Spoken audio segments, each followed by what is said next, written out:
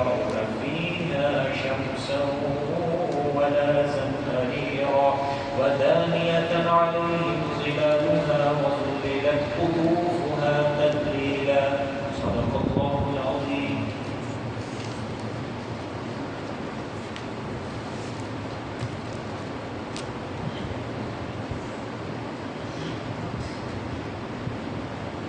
گزشتہ سبق میں اللہ پاک نے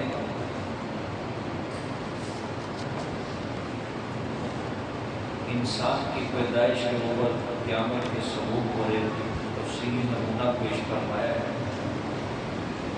ایک وقت وہ تھا کہ انسان کا نام و نشان تک نہیں تھا، لیکن ہم نے اس کو عدم سے موجود بخشا. دو لوگی نطفے سے ہم نے پیدا کیا، اور کیوں پیدا کیا ہے بلا وجہ نہیں، بلکہ نبتلی ہم اس کو آزمانا چاہتے ہیں. اور پھر ہم نے پیدا کر کے اس کو حق سننے کے لیے کان دیے اور حق دیکھنے کے لیے ہم نے آنکھیں دی.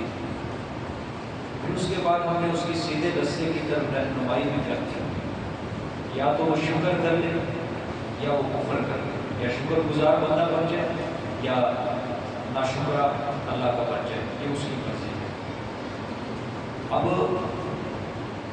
یہاں سے آپ غور کریں کہ اللہ پاک نے انسان کو مجبور نہیں کیا. ٹھیک ہے، یہ آیت نمبر 3 تھی نا، اِنَّا هَدَيْنَاهُ السَّبِيلَ إِمَّا شَاكِرًا وَإِمَّا كَفُورًا.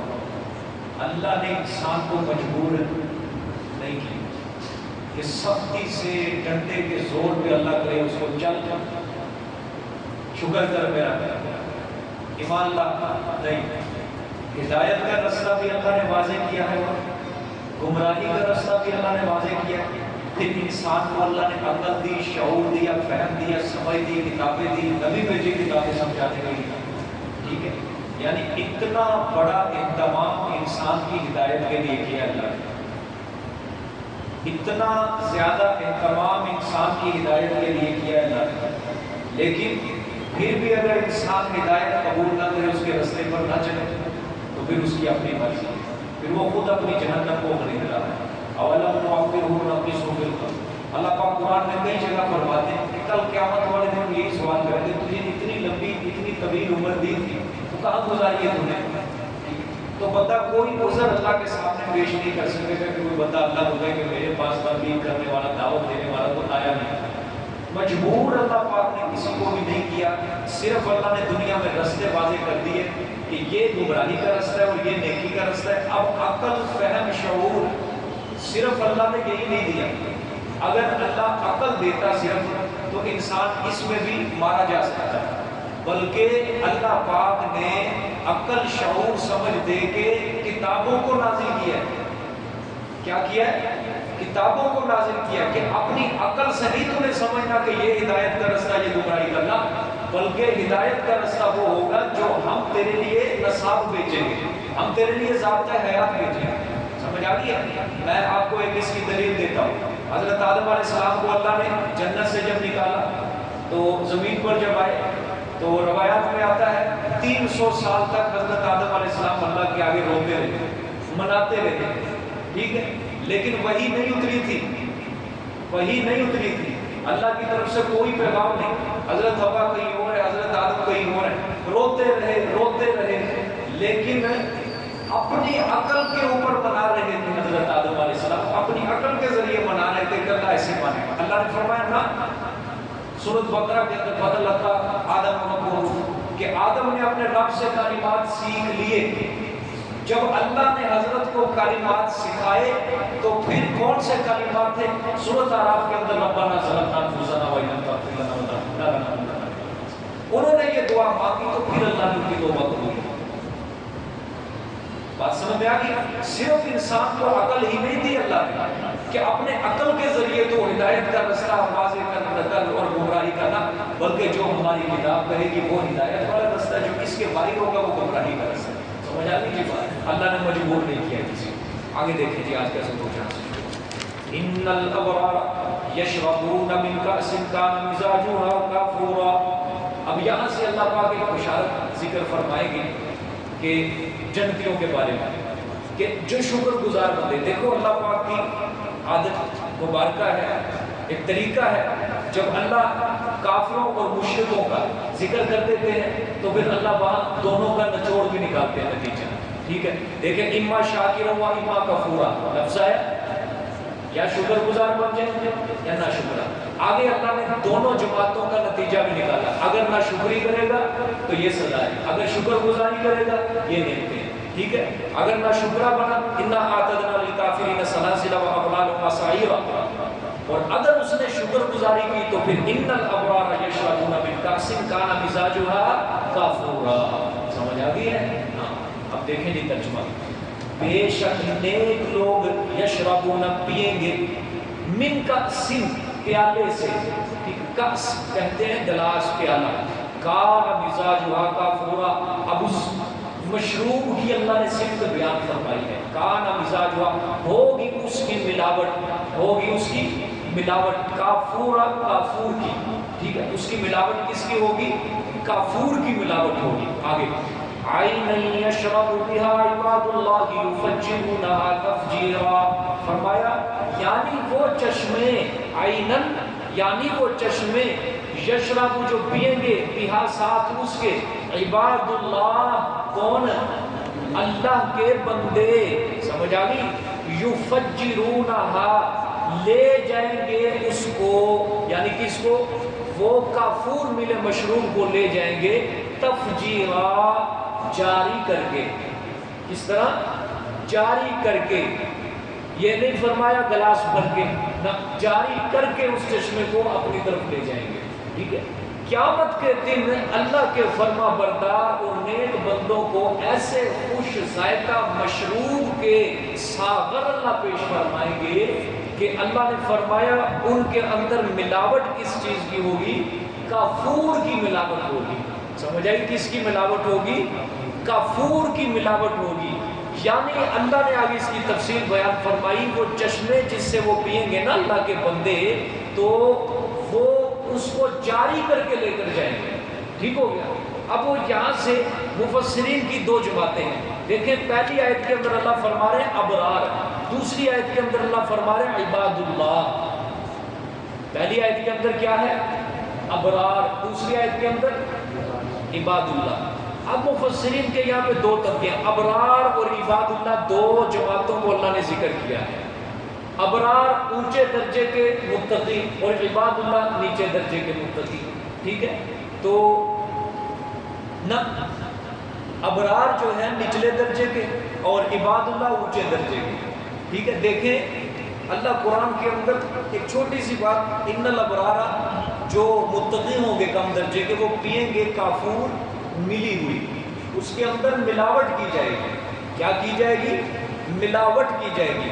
عینا یشرب بها عباد اللہ یفجرونها تفجیرا، یہاں پہ اللہ نے فرمایا ملاوٹ نہیں کی جائے گی بلکہ وہ چشموں کو اپنی طرف ہی جاری کر لیں گے کافر، ٹھیک ہو گیا؟ سمجھ آ گئی میری بات آپ کو؟ کہ پہلے کے اندر جو کم درجے کے متقی ہیں ان کو اللہ پاک ملاوٹ شدہ کافور ملائیں گے، اور جو اعلیٰ درجے کے متقی ہیں ان کو ملاوٹ نہیں بلکہ خالص اللہ پاک کافور ملائیں گے۔ سمجھ آ گئی ہے کہ نہیں؟ ہاں، باقی کچھ مفسرین کہتے ہیں نہیں، یہ بلکہ اللہ نے عینا یشرب بها، یہ پچھلی کی تفسیر کی ہے، یہ دو جماعتیں بنانے کی ضرورت نہیں ہے، ٹھیک ہے؟ اچھا، کافور جنت میں ایک چشمہ ہے، کیا ہے جی؟ ایک چشمہ ہے جس کی آمیزش سے اللہ کے بندے جنت کے مشروبات کا لطف اٹھائیں گے۔ یہ کافور جب جنت کے مشروبات کے اندر اس کو شامل کیا جائے گا تو یہ ٹھنڈے ہو جائیں گے، جسم کو تسکین پہنچے گی، راحت پہنچے گی، سمجھ میں آ گئی؟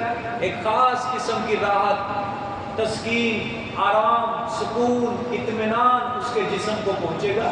یہ کافور ہر مشروب کے اندر رکھا جائے گا، ٹھیک ہے؟ تو یہ اللہ پاک جنتیوں کو نعمت دی۔ لیکن یہ کافور جو ہے لفظ ہے، یہ سمجھنے کے لیے اللہ نے دیکھو قرآن میں اس کا ذکر کیا ہے ضرور بضرور، تو ظاہری بات ہے کوئی نہ کوئی وجہ تو ہے کافور کے اندر، کوئی چیز رکھی ہوئی ہے۔ تو ہم دیکھتے ہیں دنیا کے اندر جو کافور ہوتا ہے، اب تو اس کے اندر ملاوٹ ہوتی ہے، خالص کافور کہیں نہیں مل سکتا، بہت کم ملے گا آپ کو خالص کافور جہاں بھی ملے گا، بلکہ نہ ہونے کے برابر ہے۔ جرمن کے اندر اس کو بنایا جاتا ہے لیکن مصنوعی بنایا جاتا ہے، کیونکہ بہت زیادہ دوائیوں کے اندر بھی یہ پڑتا ہے۔ خالص جو دوائیاں جو خاص کر ہومیوپیتھک دوائیاں اس کے اندر یہ بہت زیادہ پڑتا ہے کافور، یا میڈیکلی دوائیاں اس کے اندر بہت زیادہ یہ کافور پڑتا ہے۔ حکاماں پرانے جو تھے یہ کافور اپنی دوائیوں میں ملا کر استعمال کرتے ہیں۔ وجہ اس کی یہ ہے، ایک تو یہ ٹھنڈا ہوتا ہے، اس کی جو تاثیر ہوتی ہے ظاہری اور باطنی دونوں اعتبار سے ٹھنڈی، یعنی جب انسان اس کو استعمال کرتا ہے کھانے پینے کے اشیاء میں تو اس کی تاثیر انسان کا منہ ٹھنڈا ہو جاتا ہے، اور باطنی تاثیر بھی اس کی ٹھنڈی ہی ہوتی ہے کہ اندر جا کے معدے کے لیے اس کی تاثیر کیا ہے، ٹھنڈی، اور بہت زیادہ طبی اہمیت کا حامل ہے کافور۔ تو قرآن پاک میں اللہ نے اس کو اسی وجہ سے ذکر کیا ہے۔ یہ اس کا جو درخت ہوتا ہے بہت زیادہ لمبا ہوتا ہے، طویل قد اس کا درخت ہوتا ہے، 30 میٹر تک اس کی لمبائی جاتی ہے، اور نہایت ہی گھنا درخت ہوتا ہے، سایہ دار درخت ہوتا ہے، ہرا بھرا درخت اور سدا بہار درخت ہے، یعنی موسم خزاں کے اندر بھی اس کے پتے نہیں جھڑتے، اس کے پتے اکثر سبز ہی رہتے ہیں۔ اور اس کی عمر جو لکھی ہے ماہرین نے، اس کی عمر جو لکھی ہے وہ 2000 سال تک اس درخت کی عمر ہے، یعنی دنیا کے کافور کی بات کر رہا ہوں، یہ بھی جنت کی اس کو الگ ہے۔ دنیا میں جو کافور کا درخت ہے اس کی کل عمر 2000 سال تک۔ جب یہ پھل دیتا ہے چھوٹے چھوٹے پھول لگتے ہیں اس کو، پہلے چھوٹے چھوٹے پھول لگتے ہیں، پہلے وہ سفید ہوتے ہیں پھول، پھر وہ چلتے چلتے چلتے جب وقت گزر جاتا ہے ان پھولوں کے اوپر وہی سفید پھول سرخ رنگ کی شکل اختیار کرتے ہیں۔ جب وہ سرخ رنگ کی شکل اختیار کرتے ہیں تو پھر ان کے اندر سے نکلتا ہے گودا۔ کیا نکلتا ہے؟ گودا نکلتا ہے، اس کو کہتے ہیں خام کافور۔ اور یہ ایسا درخت ہے، اس کے پتوں سے بھی کافور نکلتا ہے، اس کی ٹہنیوں شاخوں سے بھی کافور نکلتا ہے، اس کی جڑوں سے بھی کافور نکلتا ہے۔ خوشبودار درخت ہے۔ پرانے وقتوں کے اندر جو بڑے بڑے بادشاہ ہوا کرتے تھے، بڑے بڑے لوگ ہوا کرتے تھے، امیر خاندانوں کے لوگ جو ہوتے تھے، اس کی لکڑی کا صندوق بنایا کرتے تھے، اور نہایت ہی خوبصورت اور شاندار ترخان سے وہ صندوق بناتے تھے۔ تو وجہ کیا ہوتی تھی؟ وہ صندوق بنا کے اپنے کپڑوں کو اس صندوق کے اندر رکھتے تھے۔ اور اس کافور کی ایک سب سے بڑی خصوصیت یہ ہے کہ اس درخت کے اوپر تو کیا، اس درخت کے دور دور بھی کیڑا نہیں پھرتا، کوئی کیڑا کوئی مکھی اس درخت کے قریب تو کیا دور دور تک بھی نہیں پھرتا۔ تو اس وجہ سے وہ جب وہ صندوق بناتے ہوتے تھے تو صندوق میں اپنے کپڑے رکھتے تھے، اس کی دو وجہ ہوتی تھی، ایک تو کیڑا نہ لگے، خراب نہ ہو، اور دوسری وجہ یہ ہوتی تھی کپڑے خوشبودار ہو جاتے تھے ان کے۔ سمجھ آ گئی ہے کہ نہیں؟ تو بڑے بڑے جو خاندانوں کے لوگ ہوا کرتے تھے، امیر خاندانوں کے، وہ کافور کی لکڑی کے کیا بناتے تھے صندوق۔ ہمارے یہاں پیٹیاں ہوتی ہیں، ٹرنک ہوتے ہیں، یہ اسٹیل کی باڈی، ٹھیک ہے، چادر ہوتی ہے اسٹیل کی، اس کے بناتے ہیں، لیکن اس کی بھی کہیں نہ کہیں جا کے مدت ختم ہو جاتی ہے، زنگ لگ جاتا ہے یا ویسے ہی خراب ہو جاتی ہے۔ لیکن کافور کا جو صندوق ہوتا ہے یہ بہت زیادہ لمبی مدت تک یہ چلتا ہے۔ وجہ کیا ہے؟ اس کو کیڑا ہی نہیں لگتا ہے، باقی ہر لکڑی کو کیڑا لگتا ہے، لیکن یہ کافور کی درخت جو ہے اس کو کیڑا نہیں لگتا، اس کا جو صندوق ہوتا ہے۔ بات سمجھ میں آ گئی کہ نہیں؟ تو اس کی ہر چیز سے، پتوں سے بھی کافور نکلتا ہے، پھولوں سے بھی کافور نکلتا ہے، ٹہنیوں سے بھی کافور نکلتا ہے، جڑوں سے بھی کافور نکلتا ہے۔ سمجھ میں آ گئی؟ اور دوسری بات یہ ہے، ایک تو یہ خوشبو کے لیے استعمال ہوتا ہے، اور دوسرا حکاماء کے نزدیک بہت زیادہ طبی فوائد اللہ نے رکھے ہیں کافور کے اندر۔ کبھی کسی ڈاکٹر سے ملاقات ہو، آپ اس سے پوچھیں کہ میڈیسن کے اندر کافور کا استعمال ہوتا ہے کہ نہیں، یا حکیم آپ کو اچھا گائیڈ کر سکے گا کہ کافور کن کن چیزوں میں استعمال ہو سکتا ہے۔ آج کل کے جو نئے حکیم ہیں ان کو تو کیا پتا، یہ بھی بیوقوف دوسری دوائیں ملا کے اپنی دوائی کی تاثیر بڑھا کے دے دیں، بیڑا غرق کرتے ہیں پکڑ کے۔ کوئی اچھا حکیم ہو، پرانا حکیم ہو، جو بڑا حکیم ہو، جس نے واقعتاً جو طب کا ماہر ہو، حکمت کا ماہر ہو، وہ آپ کو اچھا بتا سکے کافور کے بارے میں۔ حکیم اجمل اور حکیم لقمان یہ تو نہیں رہے اب، سمجھ آئیے، اب تو جوان جوان حکیم ہیں بس، سمجھ آئیے۔ تو طبی اعتبار سے اللہ نے اس جڑی بوٹی کے اندر بڑے ہی فوائد رکھے ہیں، اور ایسے فوائد ہیں ظاہری، اندرونی اور بیرونی دونوں بیماریوں کے لیے اس کی جو دوائی بنتی ہے وہ اکثیر ہے انسان۔ بیرونی بیماریاں جلد کے متعلق جتنی بھی بیماریاں ہیں اللہ نے اس بوٹی کے اندر شفا رکھی،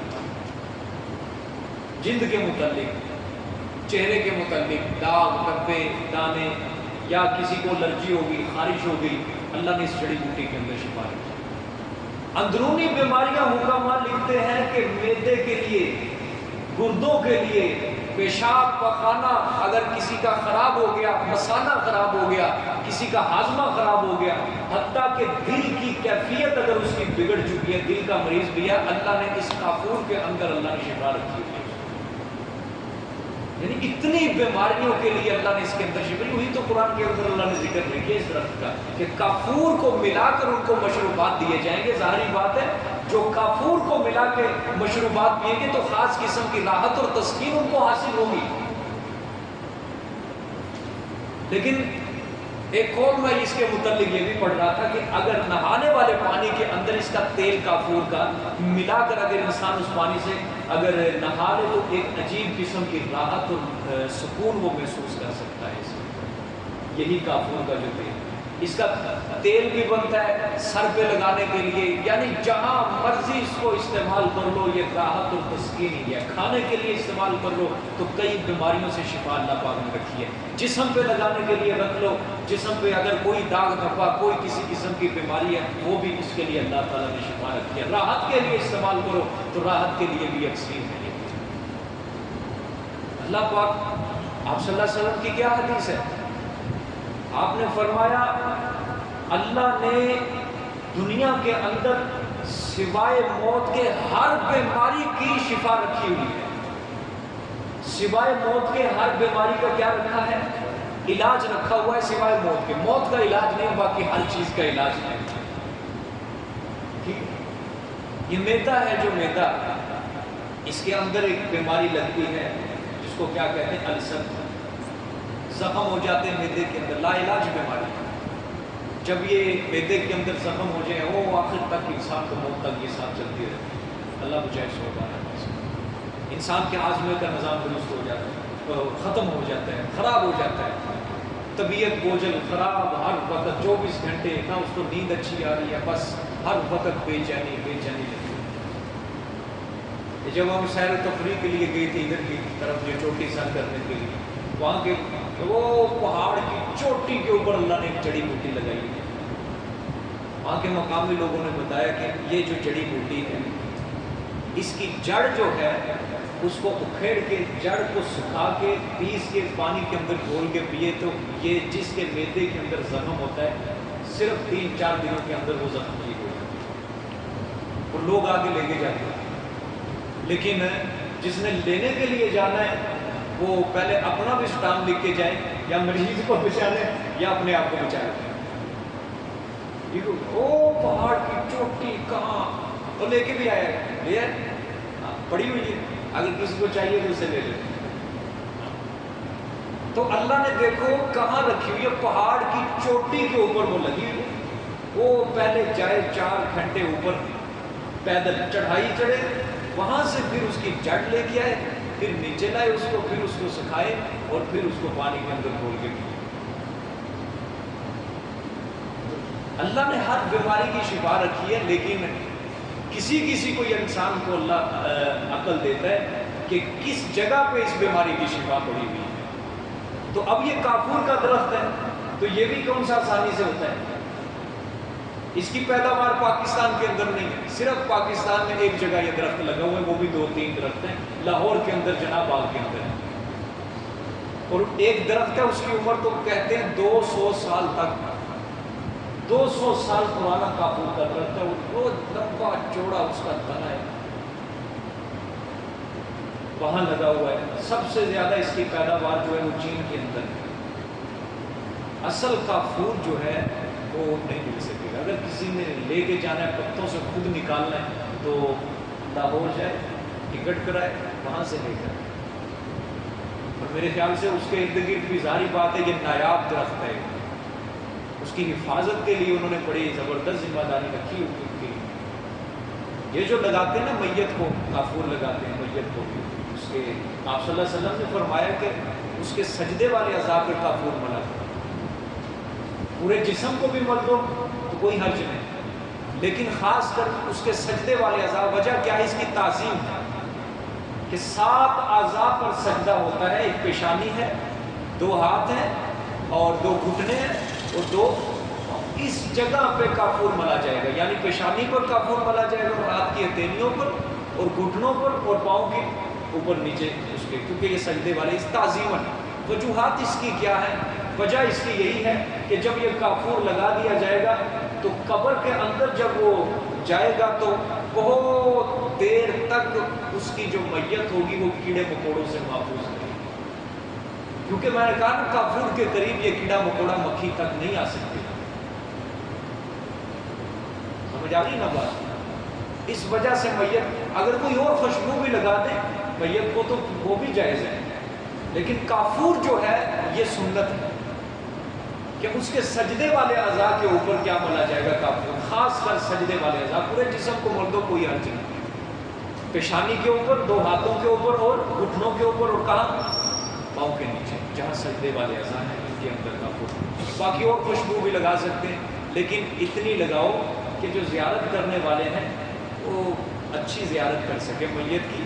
وہ قریب آئے تو کہیں کہ بس بھی بھاگ جائیں, ان کی اپنی طبیعت خراب ہے. بعض لوگ اتنی شیشیاں چھڑکتے ہیں ان کے اوپر, وہ پورا ہی کفن بھر دیتے ہیں خوشبو, تو یہ ٹھیک نہیں. کافور جو خوشبو ہے اس کی ہلکی خوشبو ہے, تیز خوشبو, لیکن جو اپنی طرف سے شیشیاں ہوتی ہیں وہ بکھیر دینی میت کے اوپر لگا دیں, کیا فائدہ ہے؟ کوئی فائدہ نہیں. قبر کے اندر جا کے اس کو کون سا خوشبو کام آئے؟ عمل کام آنے, عمل کی خوشبو لے کے جائے گا نا وہاں. دنیا کی ظاہری مصنوعی خوشبوئیں تھوڑی لے کر جائے گا. بات سمجھ میں آ گئی ہے کہ نہیں؟ تو اس وجہ سے اللہ نے قرآن کے اندر کافور کا ذکر کیا ہے کہ اس میں راحت رکھی ہوئی ہے. اب بات کرنے کی اصل مقصد یہ ہے, اب آپ کے سامنے جو دنیا کے کافور کا میں نے نقشہ پیش کیا ہے, اب ضروری نہیں ہے اور بالکل واقعتاً ہمارے ایمان کا حصہ ہے کہ جو دنیا کے اندر اللہ نے کافور رکھا ہے اور جو جنت کے اندر کافور رکھا ہے ان کا مقابلہ کر سکیں. نہ, دنیا کے کافور جو ہے اگر وہ انسان کوئی خالص کھائے گا تو وہ کھانے کے قابل نہیں ہے, بلکہ دعائے کے اندر یہ کسی چیز میں ملاوٹ کر کے استعمال کیا جائے گا. لیکن جنت کا کافور جو ہوگا اس کی جو تاثیر ہوگی, اس کا جو ذائقہ ہوگا, اس کی حلاوت اور مٹھاس ہوگی, وہ دنیا کے کافور سے کہیں درجے بہتر ہوگی. مثال کے طور پہ شراب ہے نا, اللہ قرآن میں فرماتے ہیں کہ جنت کی جو شراب ہوگی اس کے اندر کوئی بہکاوا نہیں ہوگا, کوئی ایسی بات, کوئی نشہ یا عقل مغلوب نہیں ہوگی. دنیا کی شراب کے اندر کیا ہے؟ اللہ نے یہی چیز رکھی ہے کہ اس کے اندر نشہ ہے, عقل کو مغلوب کر دیتی ہے, اس وجہ سے یہ کیا ہے؟ حرام ہے. یہ آگے دیکھ لیجیے. اللہ یوفون بالنذر ویخافون یوما کان شرہ مستطیرا.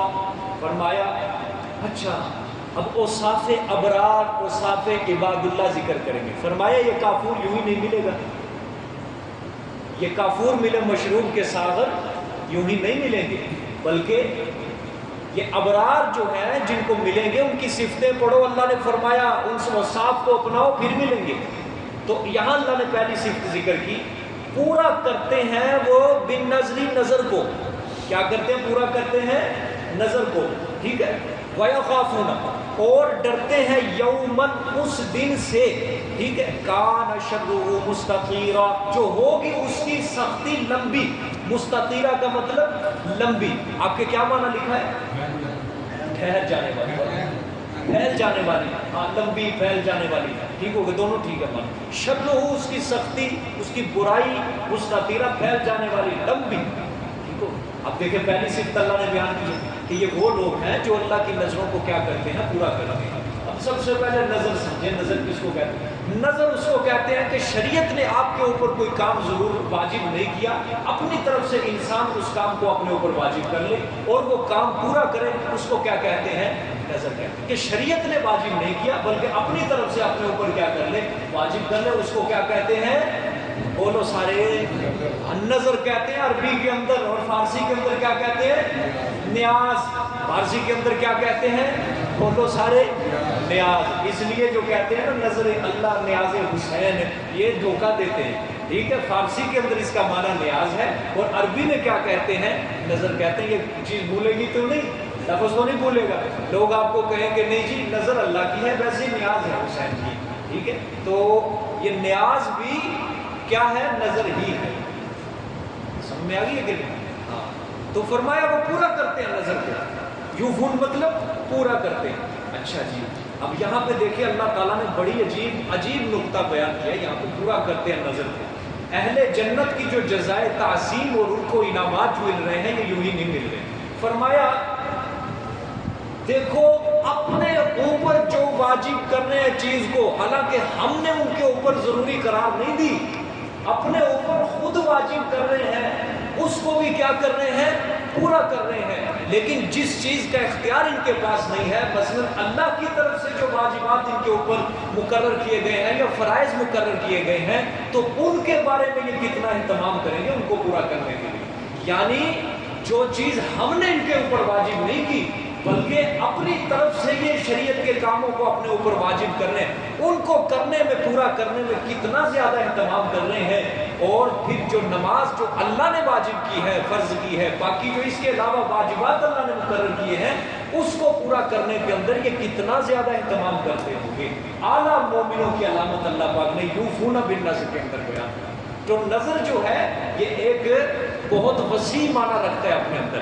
ایک وہ بھی نظر جو انسان اپنے اوپر خود واجب کر لے، اور دوسری وہ نظر ہے اس کے اندر جو اللہ پاک نے واجب کیے ہیں، فرض کیا، مثلا نماز ہے، روزہ ہے، زکوٰۃ ہے، حقوق العباد ہے، ساری چیزیں نظر کے اندر شامل ہیں۔ صرف وہی نہیں نظر کے انسان اپنے اوپر کیا کر رہے، واجب کرتے ہیں، ٹھیک ہو گیا؟ کیوں کرتے ہیں؟ آگے دیکھو وجہ بیان کی، وَيَخَافُونَ يَوْمًا كَانَ شَرُّهُ مُسْتَطِيرًا۔ وہ جو سختی کا دن ہے نا، جو لمبا قیامت کا، اس کی سختی سے بچنے کے لیے اب دیکھو مومنوں کی علامت بیان کی ہے کہ نہیں اللہ پاک، کہ قیامت کی سختی سے کیا کرتے ہیں؟ وہ بچتے ہیں۔ یہ بے ایمان مولویوں نے قیامت کا نقشہ بھی جان کے رکھا۔ کوئی نہیں سرکار ہوتے ہوں گے، سانو نہ ڈراؤ، سانو نہ قیامت کا بیان کرو، ساڈے سرکار ہوتے ہوں گے، بس سانو تے ہو رہے پرواہ ہی کسی چیز کی نہیں۔ اب دیکھو اعلیٰ مومنوں کی علامت اللہ بیان کر رہا ہے کہ نہیں کر رہا یہاں پہ؟ ٹھیک ہو؟ اس لیے میں کہتا ہوں یہ سٹیج جو ہے یہ جاہلوں کے پاس چلے گئے ہیں، اور ممبر و محراب بھی جاہلوں کے پاس چلے گئے ہیں، جہاں سے آگے لوگوں کے عقائد ہی بگڑ گئے، اصل نقشہ اسلام کا بگڑ گیا۔ آگے بھائی یطعمون الطعام علی حبہ مسکینا و یتیما و اسیرا۔ اچھا جی، اب یہ دوسری صفت ہے، اور وہ کھانا کھلاتے ہیں، یطعمون الطعام، اور وہ کھلاتے ہیں کھانا، علی حبہ، علی حبہ کا لفظی معنی کیا لکھا ہے؟ محبت سے۔ اس کے دو مطلب ہیں، پہلا میں جو کرنے لگا ہوں، علی حبہ، اوپر، حبہ ہی اس کی محبت کے، یعنی اللہ کی محبت، اللہ کی رضا کے لیے وہ کھانا کھلاتے ہیں۔ کن کو؟ مسکینا، مسکین کو، و یتیما، اور یتیم کو، و اسیرا۔ بولو کر رہا ہے کہ نہیں حقوق بیان قیدیوں کے قرآن؟ یہاں پہ قیدیوں کو کیا سمجھا جاتا ہے؟ اللہ کی مخلوق ہی نہیں سمجھا جاتا، ٹھیک ہے؟ قیدیوں کے بھی حقوق ہیں۔ اچھا، تین چیزوں کو اللہ نے بیان کیا۔ آگے بھی دیکھیں، انما نطعمکم لوجہ اللہ، سوائے اس کے نہیں کہ ہم کھانا کھلاتے ہیں تم کو، لوجہ اللہ، کس کی رضا کے لیے؟ وہ جو کھانا کھلاتے ہیں یتیموں کو، مسکینوں کو، اسیروں کو، وہ جب کھانا کھلاتے ہیں وہ اسی لیے نہیں کہ میری بلے بلے ہو جائے، چرچا ہو جائے، فرمایا نہ، ہم جو تمہیں کھانا کھلا رہے ہیں نا، اے مسکینوں، اے یتیموں، اے اسیروں، یہ صرف اور صرف اللہ کی رضا کے لیے، یعنی اتنی عاجزی ہے ان کے اندر، سبحان اللہ۔ پھر فرماتے ہیں لا نرید منکم جزاء ولا شکورا، فرمایا نہیں ارادہ کرتے ہم تم سے بدلے کا اور نہ شکری، ہاں شکر گزاری کا، ٹھیک ہے؟ شکوہ بنا شکورہ اور نہ شکر گزاری کا ارادہ کرتے ہیں. اب یہاں سے سمجھنی ہے جی بات تو کی اہل جنت کے لیے اللہ تعالیٰ نے جو انعام رکھے اس کا دوسرا سبب اللہ نے بیان کیا کہ دنیا میں مسکینوں یتیموں کو اسیروں کو کیا کرتے ہیں کھانا کھلاتے ہیں. آگے علی حبہ لفظ نظر آ رہا ہے سب کو. علی حبہ یا اس کا مطلب یہ ہے کہ اللہ کی محبت میں وہ کھلا رہے ہیں بس کہ اللہ ہم سے محبت کرے اور کسی چیز کی ضرورت ہی نہیں. لن تنالوا البر حتى تنفقوا مما تحبون. ہرگز اس وقت تک تم نیکی کو نہیں پہنچ سکتے جب کہ تم اپنی پسندیدہ چیز کو اللہ کے راستے میں خرچ نہ کر دو. انفاق فی سبیل اللہ کس کے لیے کیا جاتا ہے؟ اللہ کی رضا. یہ چوتھے پارے کی پہلی آیت ہے نا. ہرگز تم کمال درجے کی نیکی کو اس وقت تک نہیں پہنچ سکتے جب تک تم وہ چیز جس سے تم محبت کرتے ہو جو تمہیں محبوب ہے تم کس کے راستے میں نہ خرچ کر دو؟ اللہ کے راستے میں خرچ. جب یہ آیت اتری تھی میرے محمد عربی صلی اللہ علیہ وسلم کا ایک شاگرد تھا, اس کا نام تھا ابو طلحہ انصاری رضی اللہ تعالیٰ عنہ. مسجد نبوی کے سامنے باغ تھا اس کا اور بڑا عالی شان باغ ہوتا تھا اس کا. پورے مدینے میں اس جیسا باغ کسی کا نہیں ہوتا تھا. ٹھیک ہو گیا. جب یہ آیت اس نے سنی کہ اپنی محبوب چیز کو جب تک اللہ کے راستے میں خرچ نہیں کر دو گے اس وقت تک تم محبوب نہیں بن سکتے, اللہ کے محبت کے اندر کامل معیار نہیں ٹھہرا سکتے. آیا آپ صلی اللہ علیہ وسلم کے پاس, کہا یا رسول اللہ صلی اللہ علیہ وسلم یہ آیت اتری ہے قرآن پاک کی لن تنالوا البر حتى تنفقوا مما تحبون. فرمایا ہاں بالکل قرآن پاک کی اتری ہے. حضرت ابو طلحہ انصاری نے فرمایا یا رسول اللہ وہ میرا باغ ہے, آج کے بعد یہ سارا باغ میں اللہ کے راستے میں وقف کروں, میری سب سے محبوب چیز ہی یہی ہے. کر دیا سارا باغ. نہیں دیکھا مستقبل میں فقیر بن جاؤں گا, محتاج بن جاؤں گا, کیا ہو جاؤں گا, نہیں دیکھا. سارا باغ ہی کیا کر دیا ہے اللہ کے راستے میں. آج بھی مسجد نبوی میں اس کے کچھ نہ کچھ آثار رکھے ہوئے ہیں. آثار سے مراد نشانی. اس باغ کے اندر کنویں ہوا کرتے تھے, 2-3 کنویں تھے. ان کنویں کی جگہ انہوں نے پتھر ہی ایسے عجیب طریقے سے انہوں نے کٹائی کیا ہوا ہے کہ وہاں پہ نشانی رکھی ہوئی ہے کہ یہاں پہ اس باغ کے کنویں ہوا کرتے تھے جس سے ان کو سیراب کیا جاتا تھا باغات. لیکن اب تو وہ جو باغ ہوتا تھا تو ساری مسجد نبوی کا حصہ بن چکا, وسیع کر دیا سارا مسجد نبوی کا حصہ. لیکن انہوں نے تھوڑے بہت آثار رکھے ہوئے ہیں وہاں پہ. آثار سے مراد میں وہی کہہ رہا ہوں, انہوں نے ٹائل اس انداز سے لگائی ہے کہ یہاں پر کنواں تھا, یہاں پر باغ تھا. باب فہد ہے مسجد نبوی, کوئی گیا ہو وہاں سے اندر جو بینٹر ہوتے ہیں سامنے جو سارا ایریا ہے وہ سارا ان کا باغ. اور جہاں پہ کنویں ہوتے تھے کنویں 2-3 تو وہاں پہ قلیم کے نیچے ہیں وہ. اگر کسی کو دیکھنے پڑتے ہیں وہ اٹھا کے دیکھنے پڑتے ہیں. میں نے کسی سے پوچھا تھا بھائی وہ کنویں جو ہوتے تھے وہ کہاں ہیں؟ ادھر جو صفائی کرنے والے ہوتے ہیں ان کو پتا ہوتا ہے.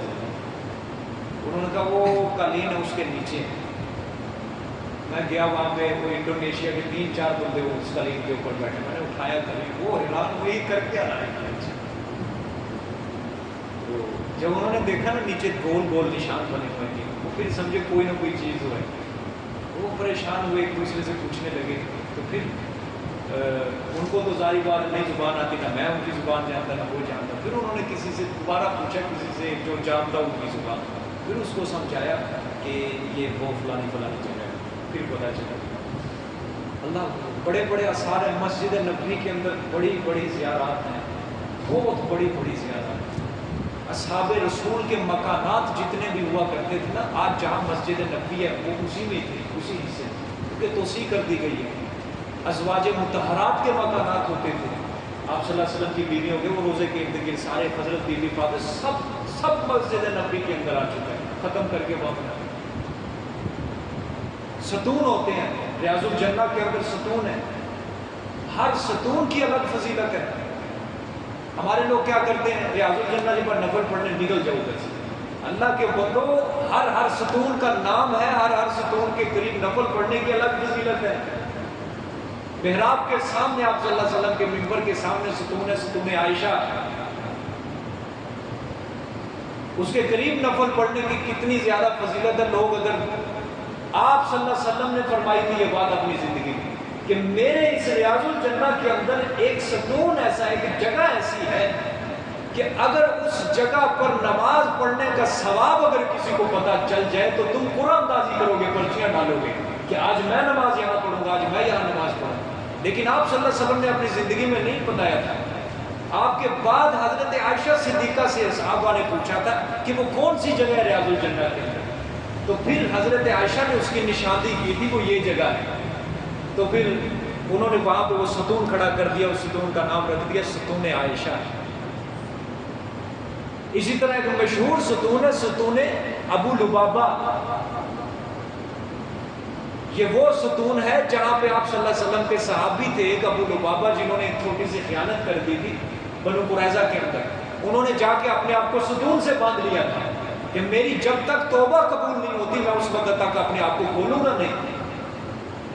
16-17 دن کے بعد ان کی وہ توبہ کی آیتیں اتری تو پھر ان کی توبہ قبول ہوئی. پورے مدینے کے اندر خوشی کا سما تھا. پھر آپ صلی اللہ علیہ وسلم نے خود آ کے ان کو کھولا، اس جگہ پہ وہ ستون کھڑا کر دیا جس کا نام رکھ دیا ستون ابو لبابہ. اس کے نزدیک الگ فضیلت ہے پڑھنے کی. پھر آپ صلی اللہ علیہ وسلم کی جالیوں کے اندر ہے ستون حرس، ستون تہجد، ستون جبرائیل، ستون فاطمہ. ہر ستون کے ارد گرد نفل پڑھنے کی الگ فضیلت ہے. تو انسان کبھی سمجھ کے جائے، پڑھ کے جائے، پوری معلومات لے کے جائے، پھر مزہ آتا ہے وہاں. لیکن یہ میں انکار نہیں کر رہا، ریاض الجنہ تو ہے ہی جنت کا ٹکڑا ہے. آپ نے فرمایا میرے ممبر سے لے کر میرے گھر تک کا جو ٹکڑا ہے یہ سارا جنت کا ٹکڑا ہے. جہاں بھی نفل پڑھ لو گے تو جنت کے اندر آ کے نفل. اللہ پاک آپ سب کو نصیب فرمائے، اگلے مہینے ہی نصیب فرمائے. آگے لکھیں. اچھا، اللہ حبی کا سمجھ آ گیا مطلب؟ پہلی اللہ کی رضا. دوسرا مطلب جی اللہ حبی کا دوسرا مطلب اللہ بمانا ما. ویسے اللہ کا معنی ہوتا ہے اوپر یا پر، ٹھیک ہے. یہاں مفسرین فرماتے ہیں اللہ بمانا ما حبی مطلب اپنی محبت پر. اب مطلب کیا ہوگا کہ وہ اللہ کے نیک بندے جب مسکینوں کو کھانا کھلاتے ہیں، یتیموں کو کھانا کھلاتے ہیں، اپنے آپ کو بھی ان کو محبوب لگتا ہے، وہ کھانا پسند کرتے ہیں، خود بھی کھانا وہ پسند کرتے ہیں کہ میں پہلے کھا لوں. لیکن جب ان کے سامنے کوئی یتیم آ جاتا ہے، جب مسکین آ جاتا ہے، اپنی خیر اپنی فکر چھوڑ دیتے ہیں. وہ مسکین کا پیٹ بھرتے ہیں، وہ یتیم کا پیٹ بھرتے ہیں، وہ اسیروں کا پیٹ بھرتے ہیں. یہ مطلب بھی اللہ کی. اور سب سے زیادہ مفسرین نے یہی مطلب بیان کیا کہ اللہ حبی کا مطلب کیا؟ اپنی محبت پر. یعنی آپ اپنے آپ کی فکر نہیں کرتے بلکہ کن کو کھلاتے ہیں؟ یتیموں مسکینوں اسیروں کو. اللہ پاک ایسا ظرف ہر مسلمان کو عطا کرے. جب مسلمانوں میں ایسا ظرف، ہر مسلم کے اندر ایسا ظرف آ گیا نا تو معاشرے کے اندر غربت ختم ہو سکتی ہے. جب سانپ بن کے ہر کوئی اپنی تجوری کے اوپر بیٹھ گیا پھر کیا ہوگا؟ فساد ہوگا، غریب لوگ امیروں کو گالیاں نکالیں گے. دیکھو آپ صلی اللہ علیہ وسلم نے اپنی زندگی کے اندر کتنا پیارا کام سر انجام کیا. جتنے بھی قبائل کے اندر امیر لوگ ہوتے تھے آپ صلی اللہ علیہ وسلم سال بعد ان سے باقاعدہ بندہ بھیجتے تھے، جاؤ ان سے زکوٰۃ اور صدقات کا مال وصول کر کے لے کے آؤ. بھیجتے تھے کہ نہیں؟ ہے کہ نہیں سیرت کا حصہ یہ؟ پھر وہ سارے صدقات زکوٰۃ اکٹھے کر کے آپ صلی اللہ علیہ وسلم غریبوں میں تقسیم کرتے تھے. اس طرح آپ صلی اللہ علیہ وسلم نے غربت کو اپنے معاشرے سے ختم کرنا سکھایا ہے.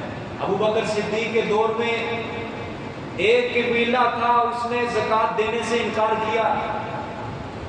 حضرت ابو بکر صدیق نے فرمایا زکوٰۃ سے انکار کرتے ہیں، پھر ابو بکر صدیق کی تلوار ان کا فیصلہ کرے گی.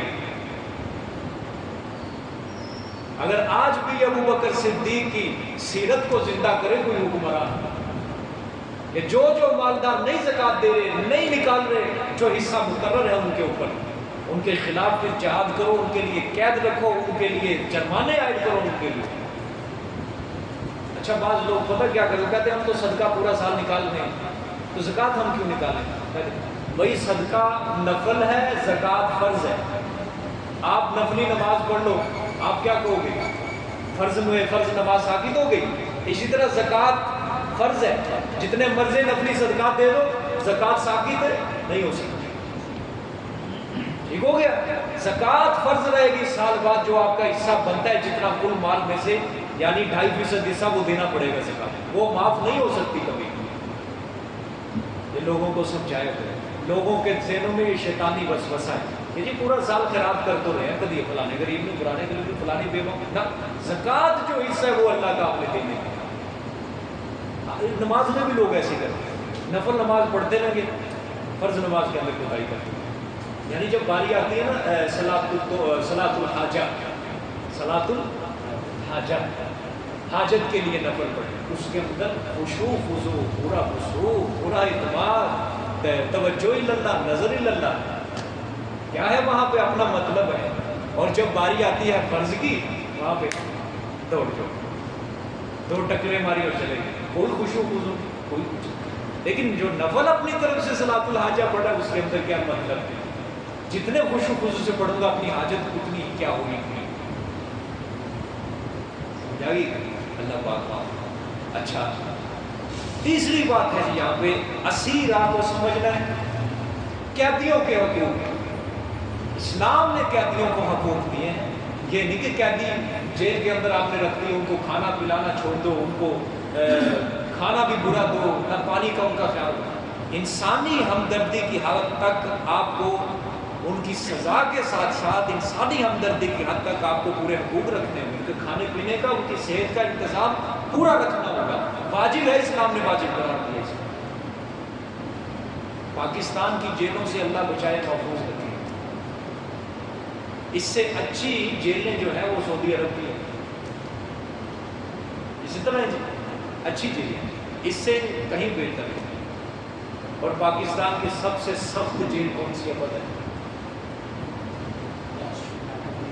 اچھا کہاں ہے یہ؟ اٹک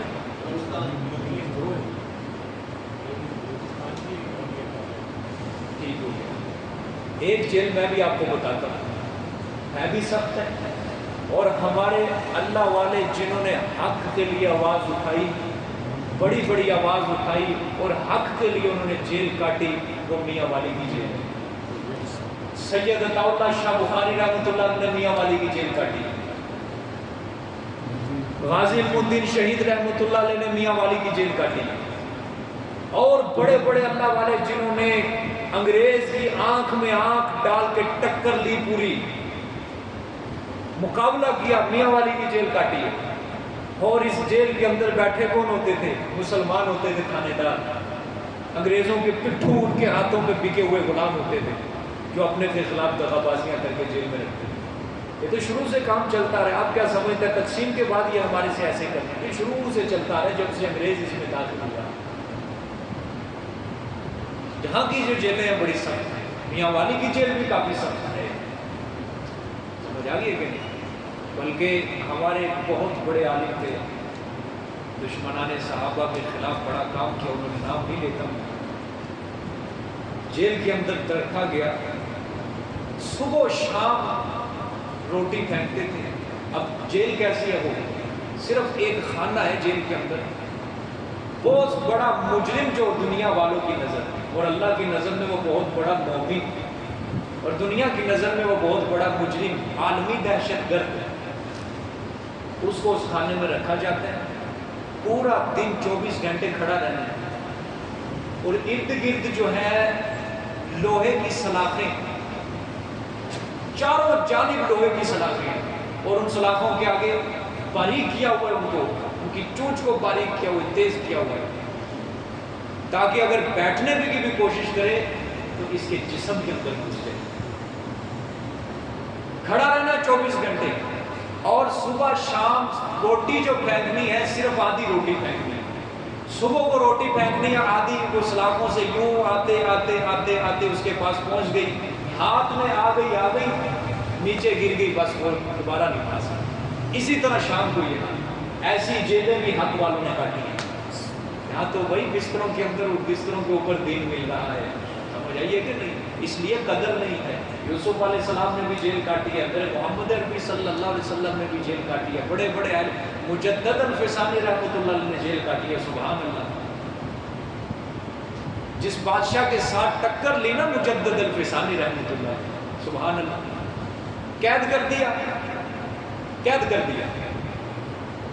15 دن کے اندر بادشاہ نے پابندی لگا دی، اس کو کھانا پینا، اس کو زندہ لاش بنا کے رکھ دو، جیل کے اندر ہی سڑا کر مر جائے گا۔ لیکن بادشاہ کو کیا پتا تھا کہ مومن کی غذا اللہ کا ذکر ہوتا ہے، 15 दिन کے بعد بادشاہ نے جیل کے سپرنٹینڈنٹ سے پوچھا کہ بتا کیا حالات ہے جیل کے؟ تو جیل کے سپرنٹینڈنٹ نے بتایا حضرت آپ نے جیل کے اندر اس کو بھیج کے بہت بڑی غلطی کر دی. جب سے جیل کے اندر آیا 15 دنوں کے اندر ایسی جیل کی رونقیں لگا دی, لوگ قیدی بڑے بڑے تہجد کے وقت اٹھ کے اللہ اللہ کا ذکر کر رہے ہیں.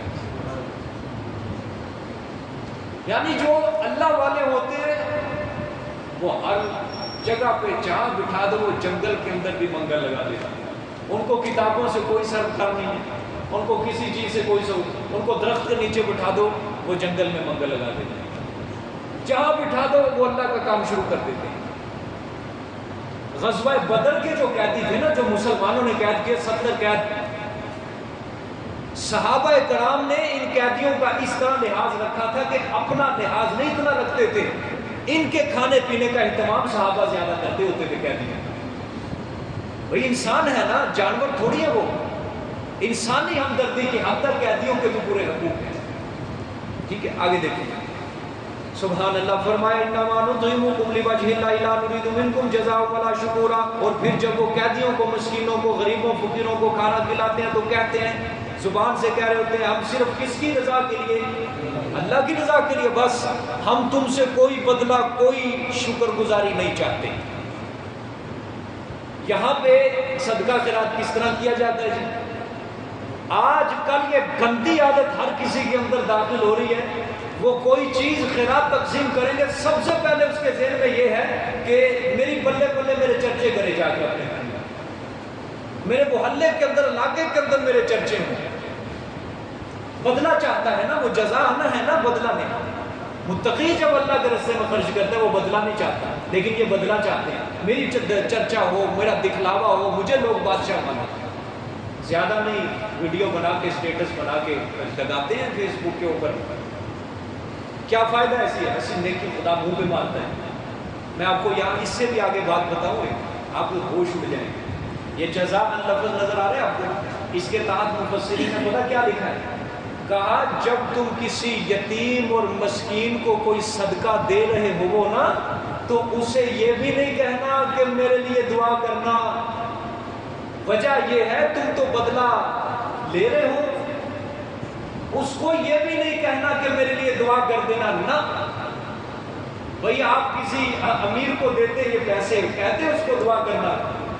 امیر کو کھانا کھلاتے کہتے دعا کرنا نا. غریب کو, فقیر کو دیتے ہوئے کہہ رہے ہیں بس میرے واسطے دعا کر دی, تو سمجھو بدلہ تم چاہ رہے ہو.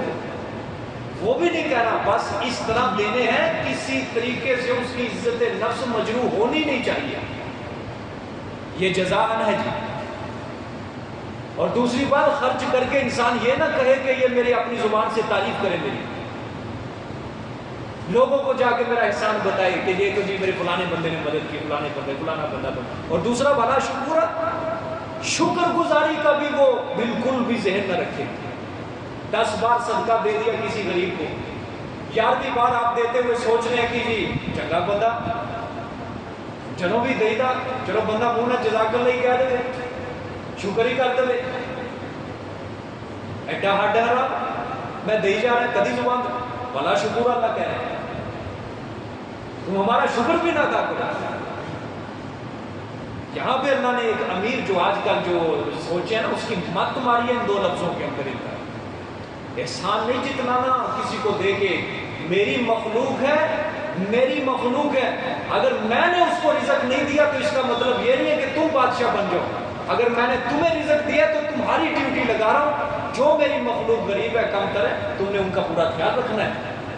اور یہ جو میں نے تمہارے لیے ڈیوٹی لگائی ہے ان کا خیال رکھنا ہے. یہ میرا تمہارے اوپر احسان ہے کہ تمہارا مال پاک ہو رہا ہے. اگر نہیں نکالو گے تم اپنے مال سے, تمہارا مال ناپاک رہے گا. ہماری بات سمجھ میں آ رہی ہے کہ نہیں آ رہی ہے؟ جزاء ولا شکورا, نہ بدلہ نہ شکر. ہمارے لوگ کئیوں کے اندر یہ بھی آ رہا ہے, کھلا دیتے ہیں, بعد میں کہتے ہیں انہوں اگوں نہیں دینا, میں انہوں اگوں نہیں دینا, یہ تو ہے ہی ادھا 2 نمبر بندہ, میرے نال ایڈی بھڑی کر گیا بندہ, اگوں نہیں میں نے بلانا ہے. وہ بھی جزاء ولا شکورا.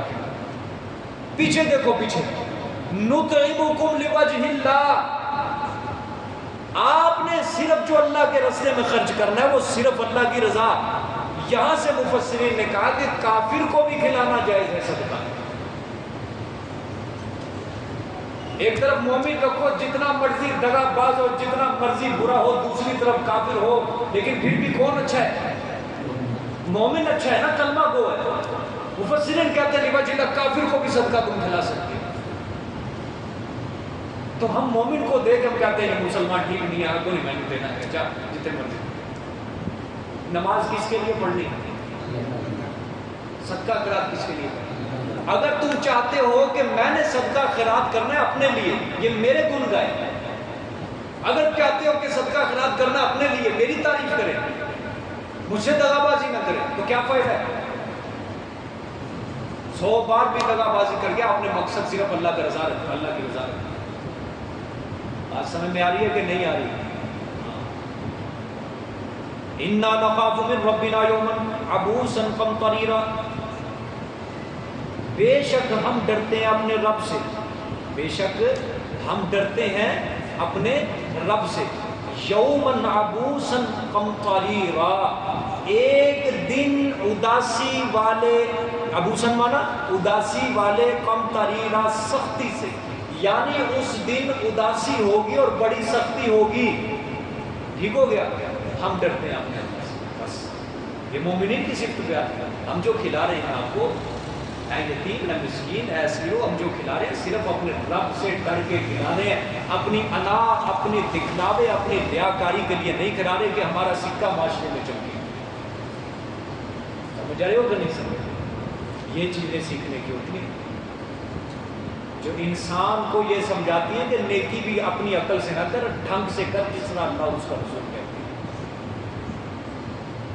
کچھ لوگ کیمرے منگواتے ہیں, آٹا تقسیم کرنے ہیں غریبوں میں, کیمرے لگوا رہے ہیں, یہ دیکھو آٹا تقسیم ہو رہا ہے, یہ دیکھو جی شربت روح افزا تقسیم ہو رہا ہے, یہ دیکھو راشن تقسیم ہو رہا ہے. اللہ منہ پہ مارتا ہے ایسے نہیں. چاہے کروڑ روپیہ خرچ کرتے, جب اس کے اندر اخلاص ہی نہیں, میں نے ہاں دوسری طرف ایک بندہ 1 روپیہ میرے لیے, میرے اخلاص دل میں رکھے, وہ مجھے کروڑ سے بھی بہتر ہے, مجھے کروڑ سے بھی بہتر ہے. اس لیے جب اللہ کے راستے میں خرچ کرنے کی باری آئے نا, تو یہ نہ سوچا کرو اگلا کیسا ہے, یہ سوچا کرو لِوَجْهِ اللَّهِ. اس کا معنی یاد کر لو سارے. لِوَجْهِ اللَّهِ کیا مطلب ہے؟ بولو سارے, او بولو سارے. لِوَجْهِ اللَّهِ کا مطلب کیا ہے؟ اللہ کی رضا کے لیے بس آپ نے کی کرنی ہے. مجھے ایک سوال کا جواب دو. میں نے کسی کو 10 روپے دے دیے, خیرات کر دیا, وہ آگے سے مجھے جو مرضی کر جائے, دغا دے دے, دھوکہ دے دے, فراڈ کر جائے, مجھے جواب اب آپ نے دینا, میں نے نیکی کی اللہ کے لیے. اس نے جو فراڈ کیا, مجھے یہ بتاؤ کیا میری نیکی ضائع ہو گئی؟ پھر سوچو, ضائع ہو گئی میری نیکی؟ جب آپ کا جواب نفی کے اندر ہے میری نیکی ضائع ہی نہیں ہوئی, تو پھر یہ کیوں کہنا کہ جاؤ جی میں نے اسی کے بس دینا ہے جو میرا اپنا ہو, جو نہیں میں نے, یہ تو پھر ذاتی انعام ہوگی, فائدہ پھر لِوَجْهِ اللَّهِ, بس اللہ کی رضا, اللہ کی رضا. باقی اگلا سٹیپ جو دوسرا ہے مستحقین کا, کہ مستحق کون ہے, اس کی الگ تفصیل ہے, وہ پھر کبھی موقع کو کرتے ہیں. لیکن وہ کیا کہتے ہیں, ہم صرف اپنے رب کی رضا سے اور اپنے رب سے ڈرتے ہیں, اور قیامت کے دن کے عذاب سے, اس کی سختیوں سے ڈر کے ہم کیا کرتے ہیں, یعنی انفاق فی سبیل اللہ قیامت کی سختی سے بچانے کا سبب اللہ نے بیان کیا ہے. اور پھر اللہ کے راستے کے پھر کئی چیزیں, کئی راستے ہیں. فی سبیل اللہ یہی نہیں ہے کہ آپ صدقہ کرو, فی سبیل اللہ یہی نہیں ہے زکات, فی سبیل اللہ بہت زیادہ راستے ہیں. اللہ کی تعظیم والے جتنے بھی کام ہیں آپ ان کے اندر خرچ کرو فی سبیل اللہ. آپ مہینے بعد جو خرچہ دے رہے ہو کلاس کا فنڈ کے, فی سبیل اللہ, اللہ پوری نیکی دیتا ہے. آپ جو بھی مہینے بعد دے رہے ہو, 1 روپیہ چاہے دے رہے ہو, فی سبیل اللہ, اللہ اس کا پورا ثواب آپ کو دے گا. اور الحمدللہ ہماری جو اس کے اندر نیت ہے وہ آپ کے سامنے تھی نیت, کہ ہم اس کے اندر کیا ہے, یتیموں مسکینوں غریبوں کے اوپر ہی اس کے خرچ کریں. اور نام ہماری کلاس ہے, ہماری نیت ہی یہ تھی. یا اس کے علاوہ وہ نہیں کلاس کے اوپر خرچ کر دو، سپارہ ختم ہو رہا ہے، سورت ختم ہو رہی ہے، ان کی دعوت کر دو. سب یہ کیا ہے؟ فی سبیل اللہ. میری بات یاد کر لو، فنڈنگ کسی جماعت کی ترقی کے لیے فنڈنگ بہت بڑی چیز ہے. فی سبیل اللہ، انفاق فی سبیل اللہ بہت بڑا یہ سرمایہ ہے اس جماعت کے لیے. آپ کہیں گے یہ کون سی عجیب بات ہے؟ میرے محمد صلی اللہ علیہ وسلم نے مسجد نبوی میں سارے صحابہ کو بلا کے چندہ اکٹھا کرتے تھے یا نہیں کرتے تھے؟ اعلان اعلان کرتے تھے چلو جہاد کے لیے خرچے دو، جہاد کے لیے پیسے لے کے آؤ. ابو بکر اپنا سارا گھر اٹھا کے لے کے آ، حضرت عمر اپنا آدھا سامان ادھر آدھا سامان اٹھا کے لے کے. غزوہ تبوک کے موقع پر حضرت عثمان نے کتنی بڑی مال کی قربانی کی، یہ کہ نہیں؟ ہمارے لوگ صرف واقعات سن کے صرف سبحان اللہ کہتے ہیں، لیکن جب آتی ہے عمل کرنے کی باری پھر مختل دبو ہو جائے. سدھر ہے. آپ نے فرمایا 100 اونٹ کون ہے اللہ کے راستے میں خرچ کرے؟ بمائے جنگی ساز و سامان ہے. ایک اونٹ، تلوار، ڈھال، زیرہ، ایک فوجی کے لیے جتنا جنگی سامان ایک اونٹ، اس طرح 100 اونٹ بمائے جنگی ساز و سامان. حضرت عثمان کھڑے ہوئے یا رسول اللہ، میں لشکر 3000 کا تھا مسلمان. فرمایا ہاں بھائی، اور 30,000 تھے مسلمان. 30,000 سے 3,000 سے غلط گیا، 30,000 اور کی ضرورت ہے. پھر حضرت عثمان کھڑے ہوئے 100 اونٹ بمائے جنگی ساز و سامان. پھر تیسری بار آپ صلی اللہ علیہ وسلم نے انفاق فرمایا، تیسری بار پھر حضرت عثمان. ایک روایت میں 7 بار اعلان کیا تھا 100 اونٹوں کا، 7 بار حضرت عثمان کھڑے ہوئے، 7 بار. اور ایک روایت ہے، اگر وہ آپ کو سناؤ آپ کے ہوش اڑ جائے. آپ بار بار اعلان کرتے جا رہے ہیں. حضرت عثمان نے آخری بار، یا رسول اللہ لشکر کتنا ہے؟ فرمایا 30,000. آپ حضرت عثمان نے فرمایا یا رسول اللہ تیسرے حصے کا خرچہ میرے ذمہ، 10,000 مسلمانوں کا خرچہ میرے ذمہ ہے، میں جنگی ساز و سامان ہوں. گھر گئے اٹھ کے جا کے اشرفیاں لے کر آئے اور بھر کے پوری پوری آپ صلی اللہ علیہ وسلم کی جھولی میں لا کے رکھ دی ساری اشرفیاں. اور آپ اب مجلس کے اندر اٹھے ہوئے. اب دیکھو آپ صلی اللہ علیہ وسلم جھولی یوں پکڑی ہوئی ہے، سبحان اللہ. پورا نقشہ بخاری شریف کی حدیث ہے، پوری آپ نے جھولی اور اشرفیاں حضرت عثمان نے، آپ یوں یہ جھولی اٹھا رہے ہیں. اشرفیوں کی کھنکار در بنچ بج رہی ہے. آپس میں جب اشرفیاں بج رہی ہیں نا تو آپ صلی اللہ علیہ وسلم کی خوشی کی انتہا نہیں تھی، انتہا نہیں تھی. آپ نے اب جملہ جو بولا حضرت عثمان کے لیے، اشرفیاں بھی بج رہی ہیں، ہلا بھی رہے ہیں آپ صلی اللہ علیہ وسلم، اور صحابہ میں پھر بھی رہے ہیں. 3 کیفیت تھی، صحابہ میں یوں پھر رہے ہیں ادھر، اور اشرفیاں بھی کیا کر رہے ہیں؟ بجا رہے ہیں. اور زبان سے ایک جملہ ہے، وہ جملہ سننا. فرمایا ما ضر عثمان ما عمل بعد اليوم، آج کے بعد عثمان کا کوئی عمل بھی اس کو نقصان نہیں پہنچائے گا. کوئی عمل بھی عثمان کو اس کو نقصان نہیں پہنچا سکتا. عثمان پوری صحابہ کی جماعت میں سے آپ نے یہ جملہ کسی کے لیے بھی نہیں بولا ہے کہ فلانے کا کوئی عمل اس کو نقصان نہیں پہنچائے. اگر بشری تقاضوں کے تحت عثمان سے گناہ سرزد ہو بھی گیا مجھ سے بات، لیکن اس کو گناہ اس کا کوئی نقصان نہیں پہنچائے. اللہ فوراً معاف کر دے. یعنی انفاق فی سبیل اللہ کی اتنی زیادہ برکات اور اتنی زیادہ فضیلتیں ہیں، لیکن لوگ پھر بھی کنجوسی کر جاتے ہیں، کنجوسی کر جاتے ہیں. ارے یہ فریضہ ہے بہت بڑا، انفاق فی سبیل اللہ، اللہ تعالیٰ کے راستے میں خرچ کرنا. اللہ قرآن میں اگر میں یوں کو منت سماجت انسان کی کر رہا ہے اور نہیں میرے راستے میں خرچ کرنا، چل مجھے قرضہ ہی دے دے، اس سے بڑی بات اللہ کیا کرے. وَمَن يُقْرِضُ اللَّهَ قَرْضًا حَسَنًا، جو انسان اللہ کو قرضہ دیتا ہے قرض حسنہ، اللہ فرماتا ہے لَهُ أَجْرٌ كَبِيرٌ، اس کے لیے بہت بڑا اجر رکھا ہوا.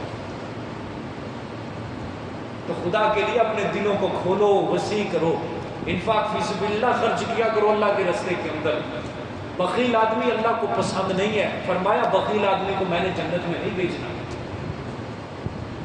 ہاں سخی جو ہوتا ہے آپ صلی اللہ علیہ وسلم نے فرمایا اللہ کا پیارا ہوتا ہے، بڑا پسند ہے.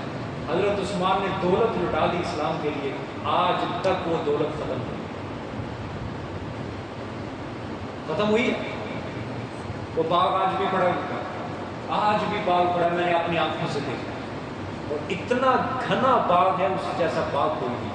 حضرت عثمان کا باغ، اس کے اندر کنواں جو تھا حضرت عثمان نے جو مسلمانوں کے لیے وقف، وہ بھی آج تک پڑا ہے۔ اللہ کے راستے میں جو کام کیا جائے نا نیکی کا، اللہ اس کا نام و نشان نہیں کرتا۔ اب اس باغ سے آگے کیا کیا نہیں بن گیا، ہوٹل بن گیا، یتیم خانے بن گئے، سارے اخراجات، سارا ثواب کس کو پہنچ رہے ہیں؟ کس کو پہنچ رہے ہیں؟ سورۃ مزمل کے آخر میں کیا اللہ نے فرمایا کہ زندگی میں اپنے ہاتھوں سے نکال جو جتنا نکالنا ہے، بعد میں وارثوں کے اوپر نہ رہنا کہ وارث نکال دیں گے تیسرے حصے میں کر جو تم اور وارث دے دیں گے، نہ، زندگی میں جو دے گے نا وہی ہوا خیرون، بہتر ہے تمہارے لیے۔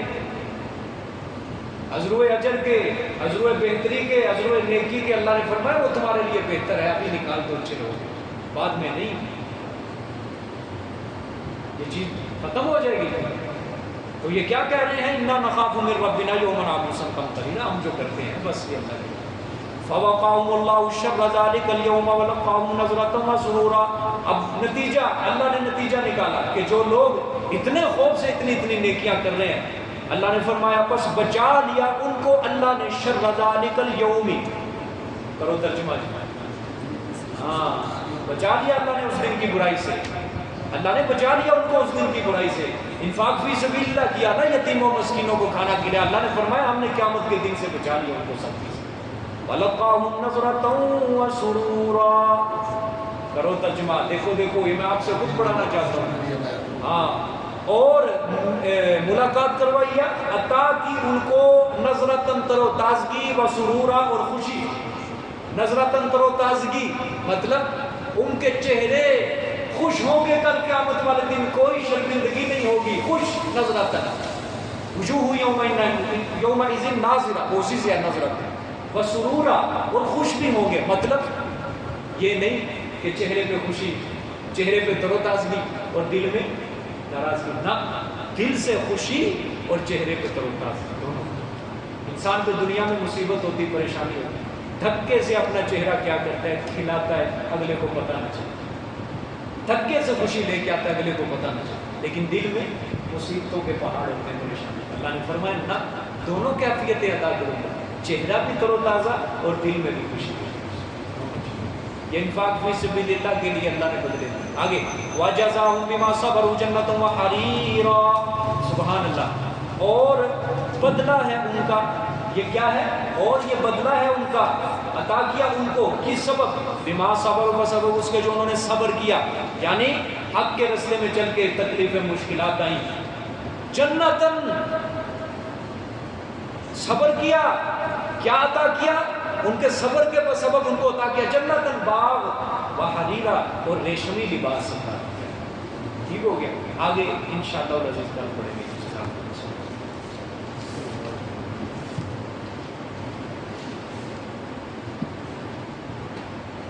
اتوار والے دن انشاءاللہ دعا ہوگی جی، سب ساتھی ضرور اس میں حاضر